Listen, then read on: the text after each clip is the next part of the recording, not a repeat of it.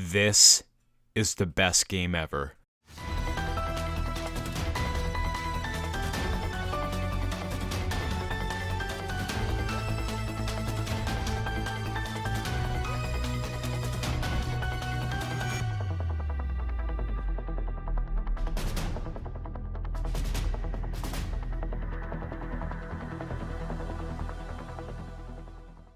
Salutations, ladies and gentlemen. I am your captivating host, Klaykremling.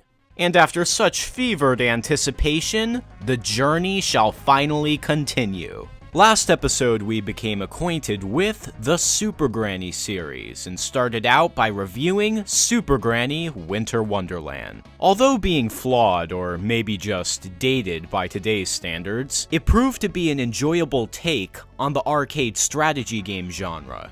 And today, it's time to determine whether or not Super Granny 3 managed to improve upon the formula of its predecessors, and whether it holds up better in general. Now don't forget, if you haven't seen the previous episode yet, click the card in the upper right hand corner. Now, this is going to be exciting. Out of all the Super Granny games I enjoyed as a kid, Super Granny 3 was always my favorite for some reason. I wonder why exactly. Well, there's only one sure way to find out. So without further ado...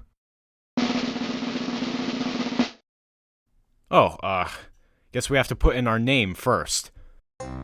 Alright, Klaykremling...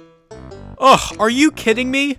Now, appropriately enough, to begin our journey, we get to find out what's happened to our heroes since the last game. We're counting on you, Super Granny. Here it goes. So we pick up right where we left off when Super Granny and Dr. Meow are cornered by a fearsome canine. Well, I guess they weren't in that big of danger after all, because as we can see, Super Granny fears nobody. However, while Super Granny had her back turned, the nefarious Dr. Meow was kidnapped. And they've taken him to 666 Happy Land in Europe for some reason. I think I'd better check on Twinkle and his new friends. I always wanted to see Europe. Hugs and kisses, Granny. So our journey takes place in a European theme park called Happy Funland. Before we can get to Dr. Meow, we have to go through all of the theme rides and collect tickets. And our first one up is Splash Bucklers, the pirate theme land. And it looks like there's quite a few levels to go through. Well, Dr. Meow, here I come. I'm Super Granny. You can move me around with the arrow key. Try moving me around now. So once again, the formula from the previous Super Granny games has been replicated yet again. You grow flowers, you run, you climb ladders, you dig, and you save cats. Tons and tons of cats. Wait, why am I doing this? I thought I saved all you guys in the last game. Why do I have to get you all again? I guess it really doesn't matter. I'd like to think that Super Granny is just running around picking up random cats at this amusement park. And if that's the case, this amusement park is a utopia for stray cats. We also have some returning enemies, like the Dalmatians, which are now Hound Dogs. Come on, come on, come on, come on, come on. Take that, bitch. Here it goes, here it goes, here. Oh, yeah. It's through the roof. My triumph cannot be contained within the bounds of the game.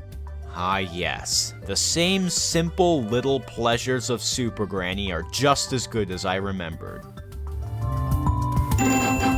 When all the cats have been rescued, the exit flower appears. Walk me into it.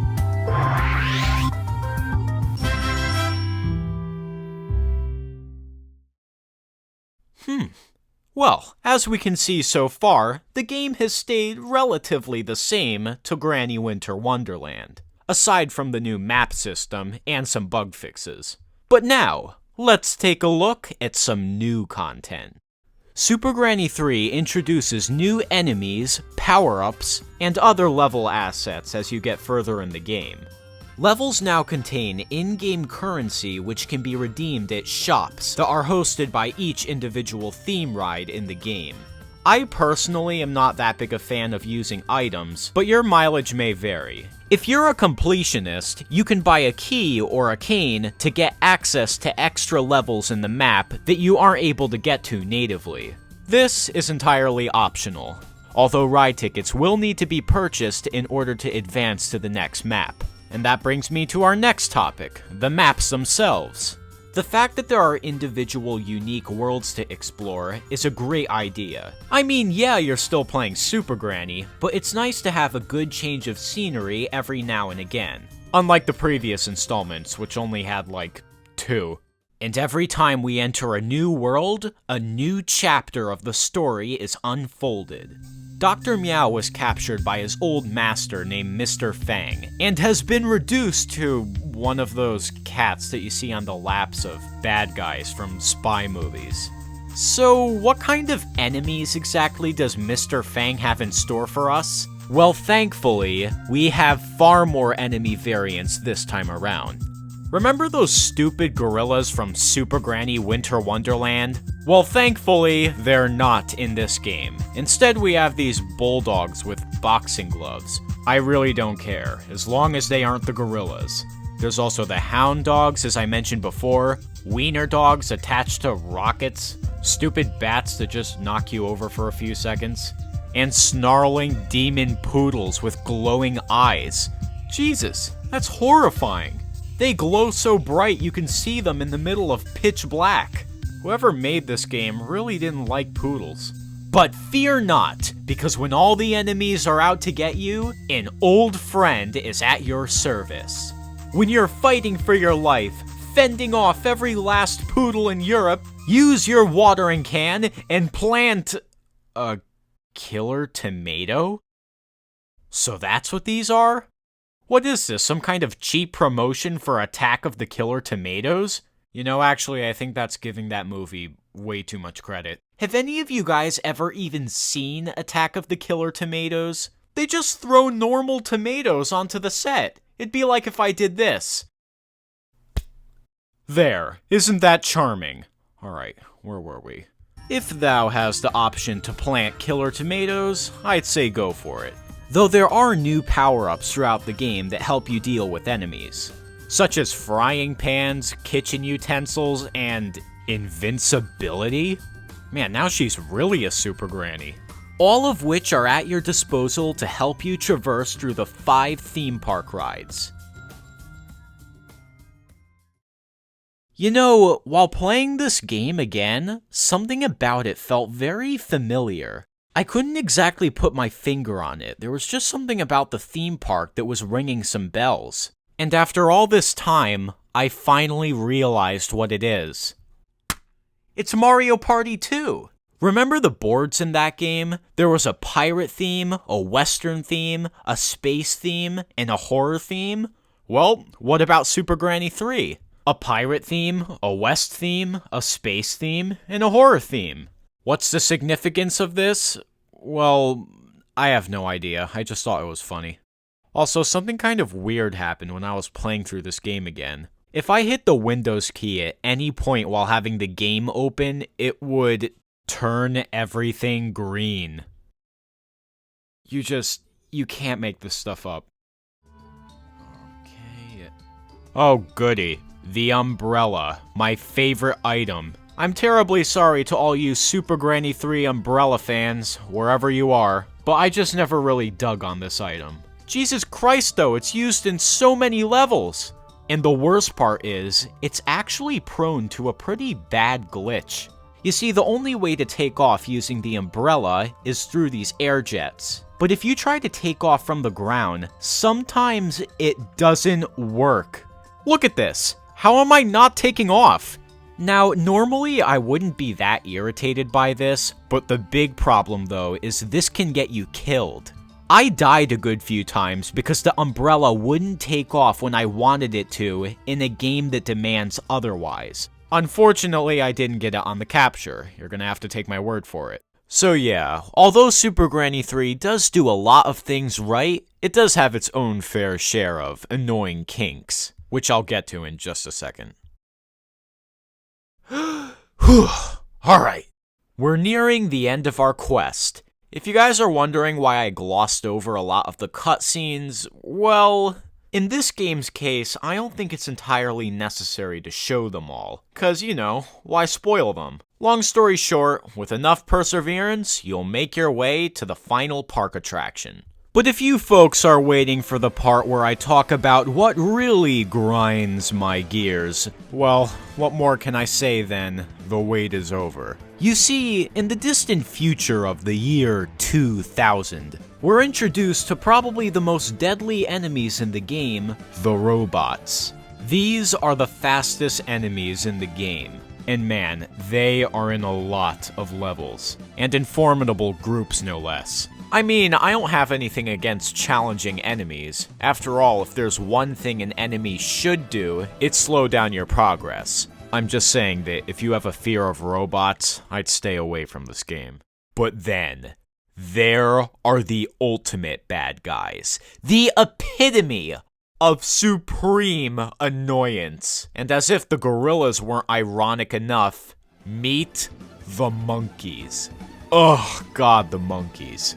Strangely enough, the monkeys are the only enemies that don't kill you. Instead, they cause the cats to stop listening to Super Granny and instead flee off with the monkeys. It's weirdly more annoying than actually being killed, because instead, you're just being slowed down and inconvenienced. Now the thing is, they're not terribly annoying at first.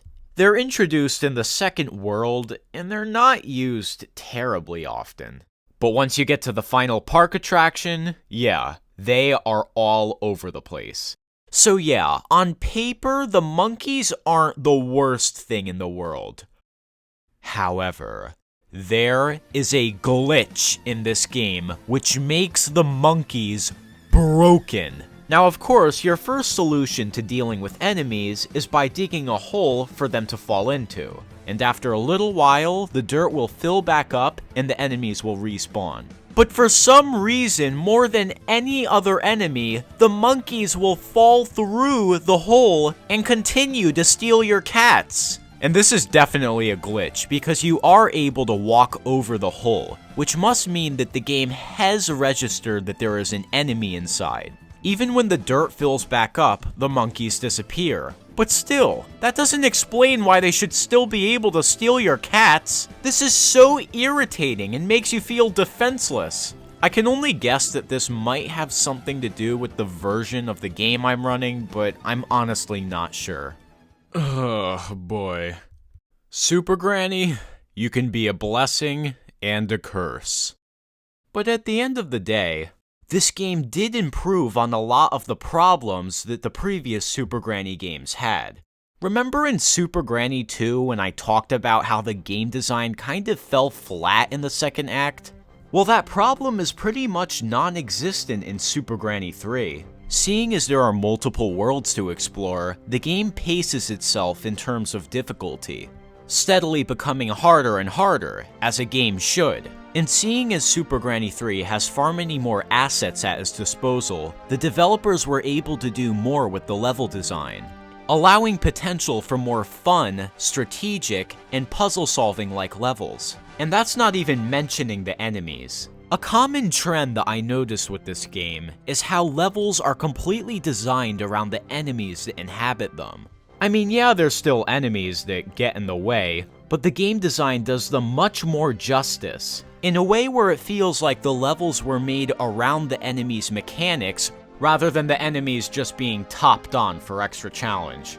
In a way, Super Granny 3 is a lot like Super Granny 2, except more refined. I mean, yeah, every once in a while you'll get a stupid level like this, or this. Oh god, not this again. But it's forgivable. And the only thing left to do is see how it ends. Hopefully we get a more upbeat ending than last time. So at the end of our journey, Mr. Fang is taken in by the authorities. And Super Granny, being so pure, just thinks he's being taken to a new home. Yeah, he's being taken to a new home, alright. But who cares, because we finally got Dr. Meow back. Or Twinkle Toes, as she calls him. I can't wait for all of you dearies to see him in his adorable pink bow. Such a pretty kitty. Love and kisses, Granny. Huh. Well, you know what? That's actually pretty sweet. We finally get Dr. Meow back, and we get to keep him this time. Well, that's a nice little conclusion for now. I'd say... Maybe next time, Granny.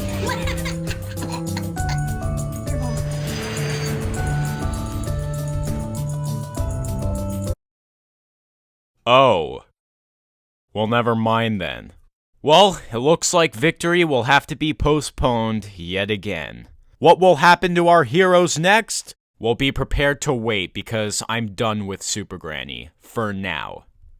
Well, that was a pleasant follow-up in the series if I do say so myself. This, in my opinion, was just what the series needed at the time. Super Granny 3 has all of the charm of its predecessors, but brings just enough new content to the table to make it feel distinctive. And considering the major makeover we got with Super Granny 4, Super Granny 3 was a fitting farewell to the original trilogy. And for those of you fans who still seek enjoyment out of these games after the adventure is over, you can make your own adventures with the level creator. Yeah, I can't believe it, but I forgot to mention this in the last episode. Every Super Granny game has a mode where you can create your own levels. And the best part is making your own Super Granny levels is the easiest thing in the world. If you like games where you can create your own adventures with a sandbox tool, this is right up your alley. And I can see some people really having fun with this. Super Granny, you'll always hold a special place in my heart. But until next time, I bid you a dear farewell. And there you have it, folks. Super Granny 3 will always hold a place in the Klaykremling horde.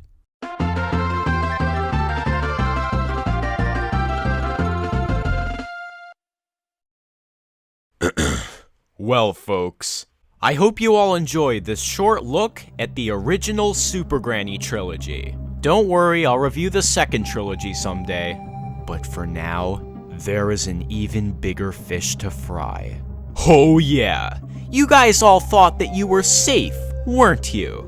Well, nobody is safe, because the makers of the Morhun games have struck again. See you guys next time. This is Klaykremling, signing off.